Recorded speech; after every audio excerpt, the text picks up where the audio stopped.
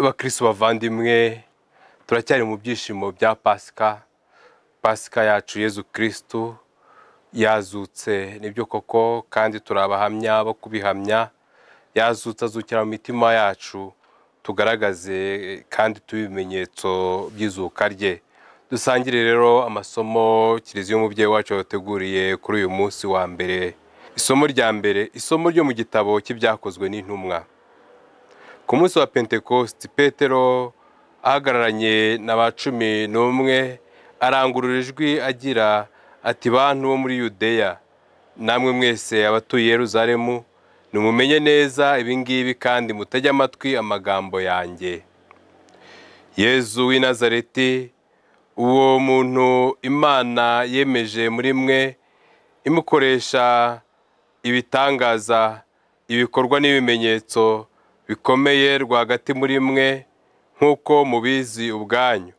Uwo muntu rero, bikurikije umugambi udakuka w'Imana, amaze gutangwa, mwaramwishe, mumubambisha ku musaraba amaboko y'abagome. Ariko Imana yaramuzuye, imubohora ku ngoyi z'urupfu, kuko bitashobokaga ko rumuherana. Koko kandi Dawudi yavuze ibimwerekeyeho ati: narebaga Nyagasani imbere yanjye udahwema, kuko ari iburyo bwanjye kugira ngo ntadandabirana. Nicyo gituma umutima wanjye uri mu byishimo, n'ururimi rwanjye rukaba runezerewe, byongeye kandi zaruhukana icyizere, kuko utazatererana ubugingo bwanjye mu kuzimu, kandi ntuzatume intungane yawe imenyana n'ubushanguke. Uwamenyesheje inzira zigana mu bugingo, unyuzuzamo ibyishimo, unyereka uruhanga rwawe. Bavandimwe, nta cyambuza kubabwira nta shiti ko umukurambere wacu Dawudi yapfuye, ko yabambwe, ndetse n'imva ye ikaba ikiri iwacu kugeza uyu munsi. Nyamara kuba yari umuhanuzi, kandi yarazirikanaga ko Imana yamusezeranyije indahiro kuzicaza ku ntebe ye y'ubwami uwo mu bamukomokaho, yabonye atyo mbere y'igihe iby'izuka rya Kristo, maze amuvugaho ati: ntiyatereranywe ikuzimu, kandi umubiri we ntiwigeze umenyekana n'ubushanguke. Yezu uwo rero Imana yaramuzuye, twese turi abahamya babyo. Iryo ni ijambo ry'Imana. Zaburi.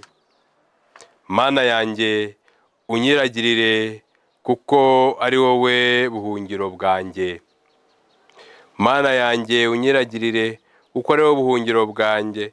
Uhoraho, ndamubwiye nti: ni wowe mutegetsi wanjye. Uhoraho, wowe munani wanjye n'umugabane wanjye, uko nzamera ni wowe ukuzi. Ndashimira Uhoraho ungira inama, ndetse na nijoro umutima wanjye urabinyibutsa. Uhoraho muramuzirikana udahwema, ubwo andi iruhande sinteze guhungabana.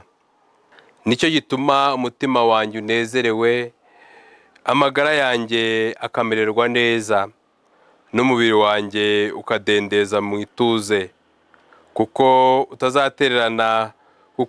utazantererana ngo mpere ikuzimu, kandi ukaba utazemera ko umuyoboke wawe agupfana. Nta mahirwe yandi nagira atari wowe.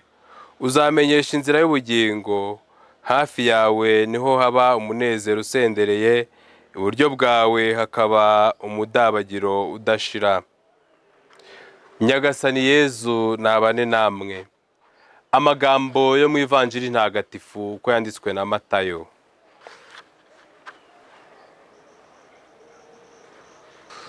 Abagore bamaze kumva amagambo y'umumarayika, bava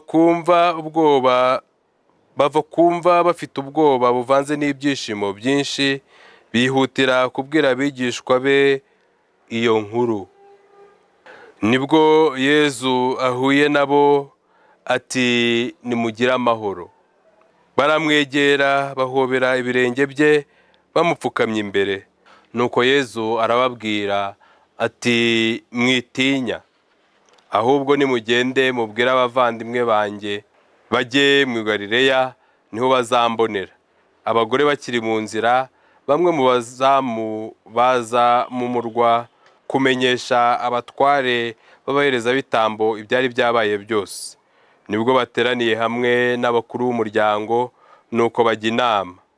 Baha abo basirikare amafaranga menshi, babihanangiriza bati muvuge ko abigishwa be baje nijoro bakiba umurambo we musinziriye. Umutware w'igihugu nabyumva tuzamugusha neza, maze tubarinde impagarara. Bamaze gushyikira amafaranga bagenza uko babwirijwe. Bamaze gushyikira amafaranga bagenza uko babwirijwe. Nuko iyo nkuru yogera mu Bayahudi kugeza n'ubu. Nuko iyo nkuru yogera mu Bayahudi kugeza na n'ubu. Iyo ni ivanjiri ntagatifu.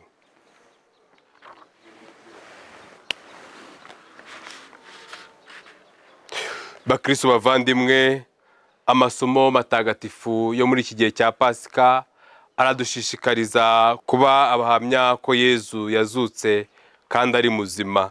Mu isomo rya mbere turumva kuri Pentekosti, aho Petero ashimangira ko Yezu Kristo yazutse akabigira ashize amanga.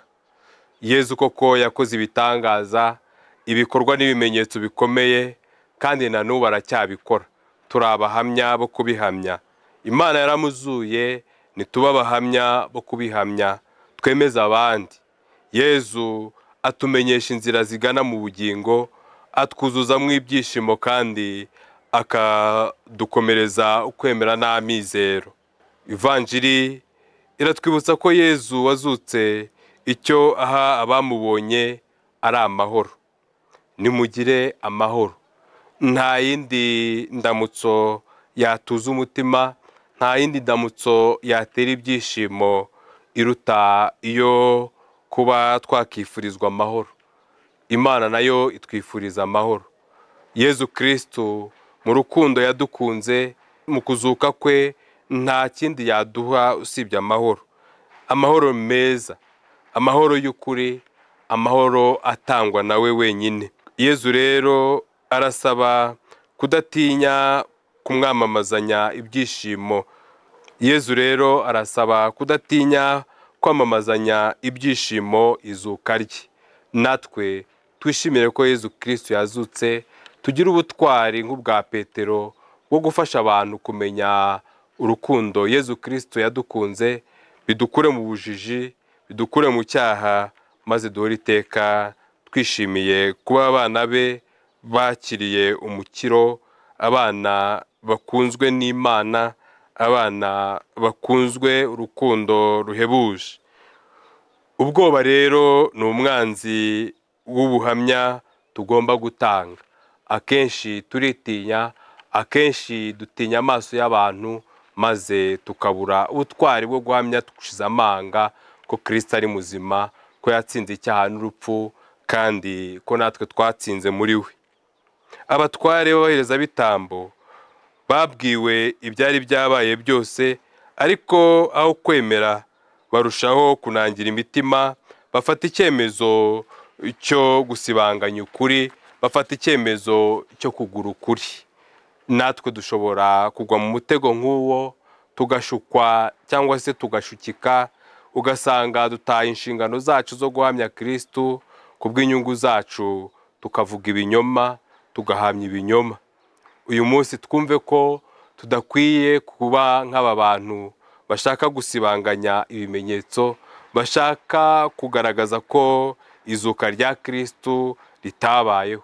Tuba abahamya b'iryo zuka, tubigire tugamije gufasha abantu kumenya Kristo w'inzira, ukuri ndetse n'ubugingo.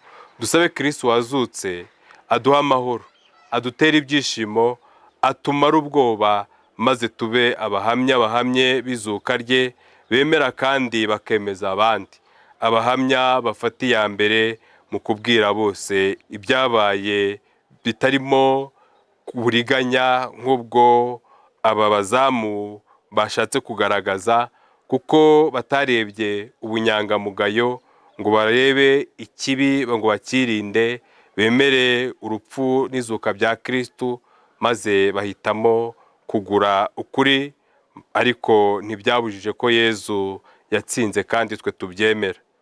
Dufasha abantu rero kumenya Kristo twamenye, gukunda Kristo twakunze no gukorera Kristo dukorera.